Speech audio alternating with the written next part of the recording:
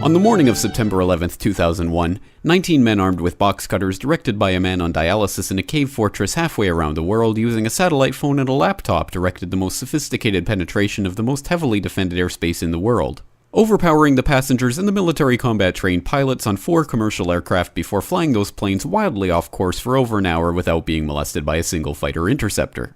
These 19 hijackers, devout religious fundamentalists who like to drink alcohol, snort cocaine, and live with pink-haired strippers, managed to knock down 3 buildings with 2 planes in New York, while in Washington a pilot who couldn't handle a single-engine Cessna was able to fly a 757 in an 8,000-foot descending 270-degree corkscrew turn to come exactly level with the ground, hitting the Pentagon in the budget analyst office where DoD staffers were working on the mystery of the $2.3 trillion that Defense Secretary Donald Rumsfeld had announced missing from the Pentagon's coffers in a press conference the day before, on September 10th, 2001.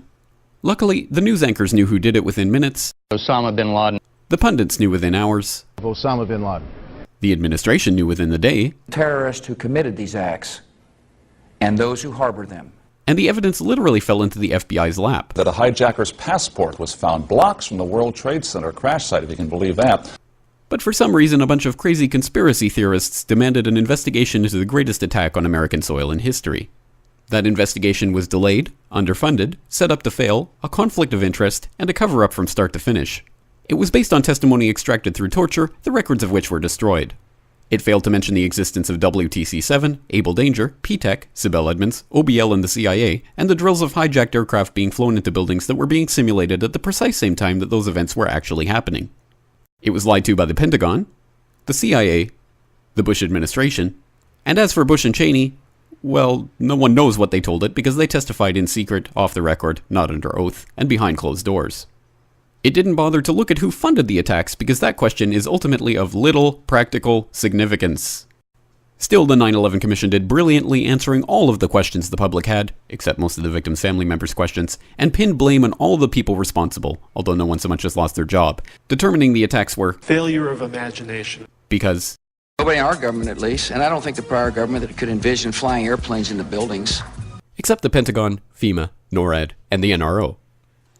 The DIA destroyed 2.5 terabytes of data on Able Danger, but that's okay because it probably wasn't important. The SEC destroyed their records on the investigation into the insider trading before the attacks, but that's okay because destroying the records of the largest investigation in SEC history is just part of routine record keeping. NIST has classified the data that they used for their model of WTC-7's collapse, but that's okay because knowing how they made their model of the collapse would jeopardize public safety. The FBI has argued that all material related to their investigation of 9/11 should be kept secret from the public, but that's okay because the FBI probably has nothing to hide. This man never existed, nor is anything he had to say worthy of your attention, and if you say otherwise, you are a paranoid conspiracy theorist and deserve to be shunned by all of humanity.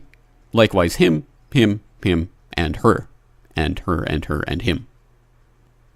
Osama bin Laden lived in a cave fortress in the hills of Afghanistan, but somehow got away. Then he was hiding out in Tora Bora, but somehow got away.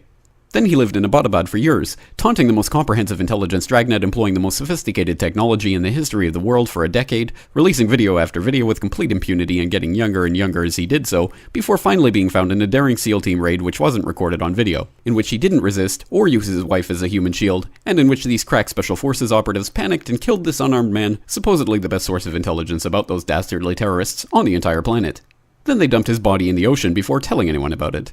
Then a couple dozen of that team's members died in a helicopter crash in Afghanistan. This is the story of 9/11, brought to you by the media which told you the hard truths about his head could be seen to move violently forward. And they took the babies out of the incubators. And mobile production facilities. And the rescue of Jessica Lynch. If you have any questions about this story, you are a batshit paranoid tinfoil dog-abusing baby hater and will be reviled by everyone.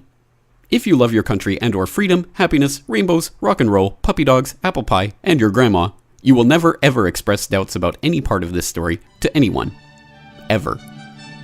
This has been a public service announcement by the Friends of the FBI, CIA, NSA, DIA, SEC, MSM, White House, NIST, and the 9/11 Commission. Because ignorance is strength.